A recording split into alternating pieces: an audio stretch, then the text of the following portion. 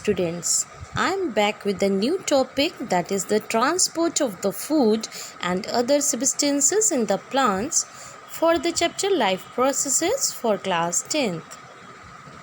So let us begin with the transport of food and other substances in the plant body. Synthesis of food takes place in the green leaves of the plants by the process of photosynthesis from raw materials like the carbon dioxide and water. Food like the sugar is transported to the other parts of the plant through phloem tissue. Along with the products of the photosynthesis, amino acids and other substances are also translocated through phloem. They are translocated from the site of synthesis, that is the leaf, to the site of the storage, that is the root, fruits, seeds and other growing organs. Translocation of food takes place through the energy. Sucrose is shifted to the phloem with the help of ATP, that is full form adenosine triphosphate. Due to the increase of osmotic pressure, water enters into the tissue.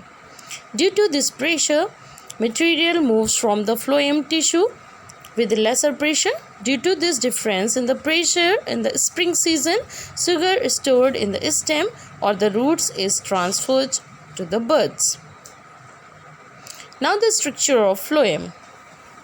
Structure: it is also a complex tissue and is formed of 4 types of cells, out of which most of the abundant and the most important cells are the sieve tube cells. These are dead, long size and tubular cells placed end to end. Their end walls are porous, hence they are called sieve plates to form the continuity. Other cell types are companion cells, phloem parenchyma and sclerenchymal fibers. Let us begin with the functions. It helps in the translocation of food from the leaves. It also provides mechanical support. The translocation of food and other substances takes place in the sieve tube with the help of the adjacent companion cells, both in upward and downward directions. This transport of the food takes place in the form of the dilute aqueous solution. Translocation of the food to every part of the plant is required to provide energy. It is also needed for the growth and maintenance of the plant. So, students, today there is the activity by which we can show that the transport of the food takes place from phloem. This experiment is called the girdling experiment. Girdling experiment.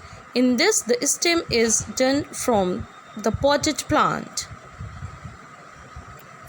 Due to this, the ringing of the bark or the girdling, downward and upward translocation of the food is blocked.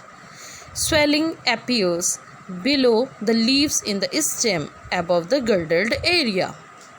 This is due to the deposition of the food. Actually, the leaves which produces the food material, that is stored and that stem part or the girdled part. Now few facts. Transport of the food is necessary because every plant part needs food for its growth and maintenance. The end walls of the sieve tubes, which are living, bears the sieve plates with the small pores on them. Each sieve tube cell has the companion cell next to it. Xylem vessels and the tracheids are both non-living and which have the thick walls.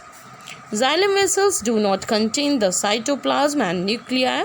Tracheids are the long, thin, spindle-shaped and pits in their thick cell walls. Water moves from the one tracheid to another by the tracheid through pits. Curtis said that the transpiration is a necessary evil.